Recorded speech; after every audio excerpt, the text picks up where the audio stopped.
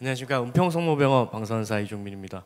말씀하신 대로 제목을 그렇게 교수님이 지어주셨고 그래서 저도 이렇게 쓰게 됐습니다. 이제 제가 이번 케이스 먼저 소개시켜드리기 전에 저 요즘 프로야구 굉장히 재밌는데 저도 이제 삼성 라이온즈 팬입니다, 개인적으로. 그래서 예전에 삼성 왕조 시절에 오승환 선수가 9회 말에 올라오면은 삼성 팬들 야구를 안 봤거든요. 9회 말은 무조건 이긴다 생각하고. 근데 이럴 때 한 번씩 이렇게 블론 세이브를 합니다. 그렇게 되면 이제 경기도 망치고 팬들 마음도 아프고 그런 일들이 몇 번 있었는데, 아마 제가 준비한 케이스가 이런 블론 세이브 같은 케이스인 것 같아서 한번 준비해봤습니다. 먼저 케이스 소개시켜드리도록 하겠습니다. 85세 여환으로 디스프니아로 저희 병원 호흡기내과 팔로우하고 계셨고, 이제 워크업 하던 중에 잠시만요. 에코카디오그램에서 CVAS가 이제 발견이 됐습니다. 밸브가 잘 움직이지 않았고 에어리어 또한 좁아진 것을 볼 수 있었습니다.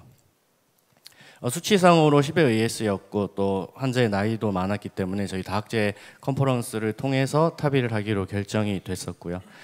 이니셜 EKG에서는 AFib 말고는 별다른 소견 없었고 체스트도 비교적 깨끗한 편이었습니다. CT 분석에서도 아orta 루트 자체에 칼슘도 적었고 앵글도 심하지 않았기 때문에 잘 될 거라고 생각했고, 트랜스피모랄 어프로치 하기에도 칼슘이 좀 있긴 했지만 루멘이 확보되어 있기 때문에 트랜스피모랄로 준비를 했습니다. CT 분석상에서도 코로나리 하이트도 괜찮았고 애뉴러스에 칼슘이 조금 없다는 것을 제외하면은 특별한 부분은 없었던 걸로 생각합니다. 또 이게 양쪽 회사에서 사이즈 차이가 있었는데 저희가 애뉴러스 맥스 사이즈가 26이었고 또 칼슘이 되게 적었기 때문에 또 SLV 다이메터도 30으로 여유가 있다 생각해서 에볼룻을 선택을 했었고요. 이렇게 맥마치하에 플랜을 잡고 진행을 했습니다. 프리타입 CAG에서도 연세에 비해서 굉장히 코로나리는 괜찮으셨고 저희가 생각한 대로 착척 잘 진행이 됐습니다. 그래서 거의 한 40분 정도 만에 밸브를 이제 풀어냈었고 AL 인덱스 또한 31로 이제 만족스러운 수치를 얻었기 때문에 이제 파이널 엔지오를 하고 프로시저를 마무리하기로 했습니다. 근데 이때 이제 교수님이 기록지 쓰시려고 이제 조정기를 잠깐 들어가셨고 저희 펠로우 쌤이 정리하는 도중에 꼭 이렇게 와이어가 안 빠진다고 얘기를 하는 거였습니다. 그때 이때 이제 저희가 조금 더 집중을 했어야 되는데 카테타를 이렇게 두고 와이어를 당기는 도중에 밸브가 아우터로 마이그레이션이 됐었습니다. 급하게 교수님한테 말씀을 드렸고 금방 시해양 엔지오그램에서 완전히 이제 밸브가 애뉴러스 바깥으로 빠져나온 것을 확인했고요. 제가 이게 끝나고 나서 이렇게 밸브가 마이그레이션이 되는 리스크 팩터들이 뭐가 있는지 좀 찾아봤었는데 여기 인수가 좀 작긴 했습니다. 80명 정도의 인수를 가지고 있는 거였지만 셀프 익스펜더블 탑의를 했을 때 SD 정션 하이트가 23.8mm보다 좀 높거나 애뉴러스와 LVOT의 레이쇼가 0.96보다 작으면 이제 위험성이 조금 높다라고 나왔었는데 저희 이 환자에게는 크게 해당 사항이 되지 않았었고 EF가 낮은 하트페일러 환자, 근데 였지만 이 환자는 이제 EF가 50이 넘었기 때문에 해당되진 않았습니다. 그래서 CBR 아우티 리거지테이션도 없었고 호리전탈 아우터도 아니었습니다. 그러니까 저희가 해당되는 부분은 셀프 익스펜더블에 사용했던 부분과 애뉴러스의 칼슘이 조금 적었던 부분이었습니다. 그래서 저희가 생각했을 때 하지만 가장 큰 문제는 이렇게 와이어에 이제 밸브가 걸려서 빠졌던 부분이었는데 끝나고 나서 제가 이렇게 시뮬레이션을 몇 번 해봤습니다. 근데 와이어가 단순하게 이렇게 스트레스에 걸렸다고 해서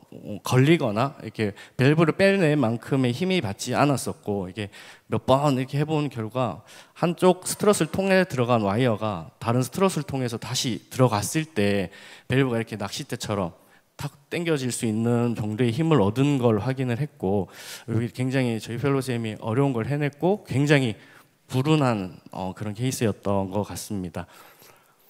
이렇게 밸브가 마이그레이션이 되게 되면은 이제 매지먼트가 몇 가지가 있었는데 저희 아오르타를 보통 날아가게 되면은 환자 바이탈을 좀 잡은 상태로 이게 두 번째 밸브를 임플란테이션을 한다는 사실을 알게 됐습니다. 그래서 저희도 CS 콜을 한 후에 두 번째 밸브를 넣기로 준비를 했습니다.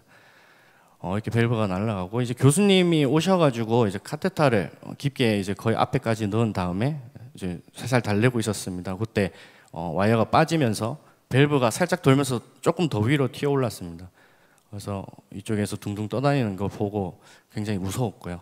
이제 와이어를 완전히 제거하고 두 번째 밸브를 위해서 LV 와이어링을 했습니다. 이때 저희도 이제 와이어와 카테터가 너무 스무스하게 들어갔기 때문에 당연히 센트라이제이션이 됐다고 생각을 했었는데 이게 나중에 보게 되니까 이제 AL 카테터가 들어가면서 밸브가 조금 따라 들어가는 것을 나중에야 알게 됐었습니다. 그래서 두 번째 밸브를 넣었을 때 어센딩 부분에서 더 이상 진입이 되지가 않았었고, 근데 저희도 이때까지는 모르고 이제 CT 상에서 뭐 아무런 그게 없었기 때문에 요건 좀 힘 좀 주면 들어가겠다 하고 밀고 있었습니다. 근데 그때 이제 옆에 계셨던 지금 김태훈 선생님께서 이게 노즈코 모양이 좀 이상하다 해서 저희가 이건 바깥으로 들어갔구나라고 판단했고 이제 밸브를 회수를 했습니다. 이제 운이 좋게도 회수가 잘 됐고 더 이상 밸브도 더 마이그레이션이 되지 않는 상태여서 두 번째로 이번에는 피그테일을 이용해서 이 커브를 이용해서 센트라이제이션을 했습니다. 이제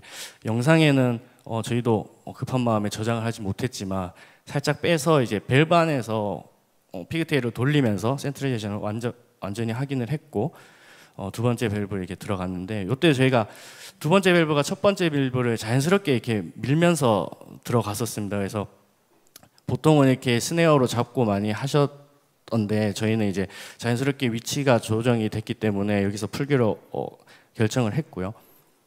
코로나리 오스트럭션이 좀 위험을 저희는 가장 크게 생각했었기 때문에 중간중간 NGO를 하면서 확인을 했었습니다. 그래서 밸브를 완전히 임플란테이션 했었고 에코상에서도 PVL이나 AR 소견이 보이지 않았고 파이널 NGO를 했습니다. 그래서 피그테일을 빼고 검사를 했더니 이게 좀 플로어가 좀 약한 보인 것 같아서 다시 넣고 파이널 NGO를 찍었고 코로나 플로어가 IC가 좀 약하긴 하지만 이제 플로어는 유지되는 걸 확인하고 시술을 마칠 수 있었습니다.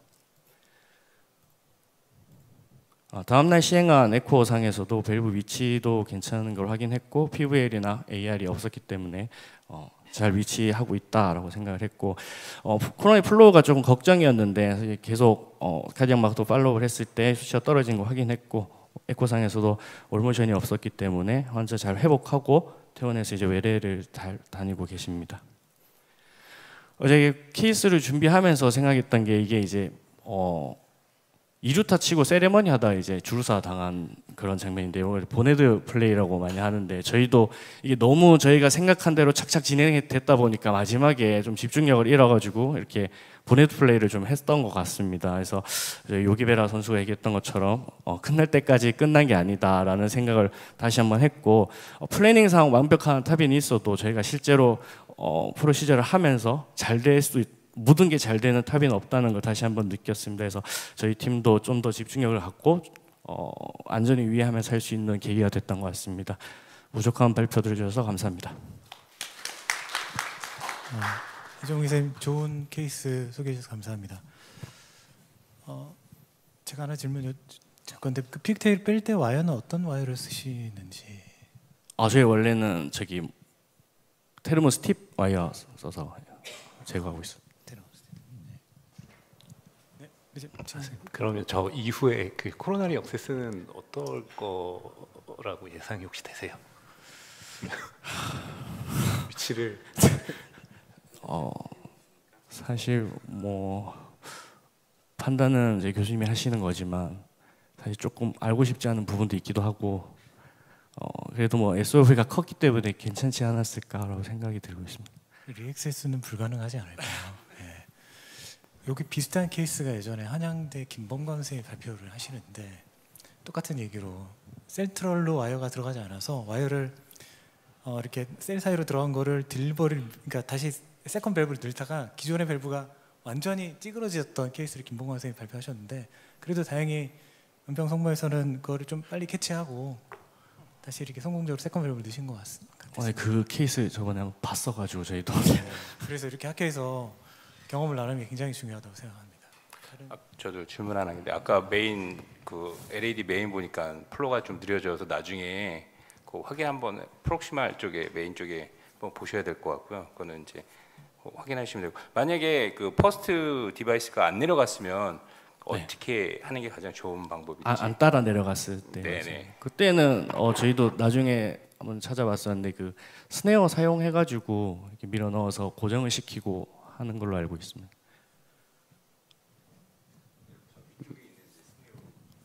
잡아서 이렇게 좀 밀면서 이렇게 저희도 경험이 없어서 정확하게는 잘 모르겠지만 사실 저 개인적인 생각에서는 스네어를 이용해서 저희 생각은 스네어 이용해서 약간 앵커를 시켜놓고 디바이스 그 두 번째 디바이스를 넘기고 나서 나중에 이제 앵커된 거를 그 월에 붙여놓고 나오는 방식이 아닐까 싶습니다.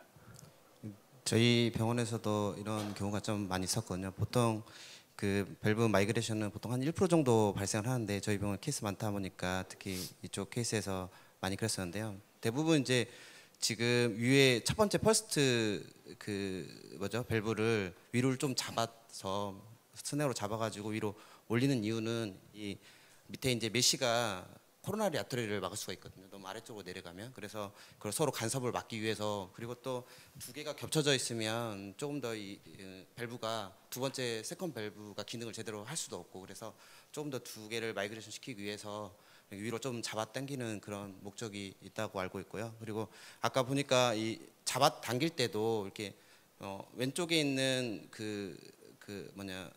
크라운인가요? 그 크라운을 이렇게 잡는 것보다는 오른쪽에 있는 그 크라운을 잡아가지고 잡아 당기는 것이 조금 더 그 아터리에 손상을 좀 덜 입힌다고 하거든요. 그래서 이렇게 아래쪽 걸 잡아가지고 좀 텐션을 좀 유지한 상태에서 두 번째 밸브를 넣어가지고 서로 간섭이 없게끔 하는 게 가장 좋은 거라고 저는 그렇게 알고 있습니다. 또 간과하지 말아야 될 게, 또 저희가 아울타에 넣고 빼고 하다 밸브 자체가 움직이면서 아울타 다이색을 만드는 경우도 많거든요. 그래서 굉장히 주의해서 해야 되고, 탑이하려다가 벤탈을 해야 되는 경우가 발생할 수도 있습니다. 그래서 좀 주의가 좀 필요하지 않을까 그런 생각도 듭니다.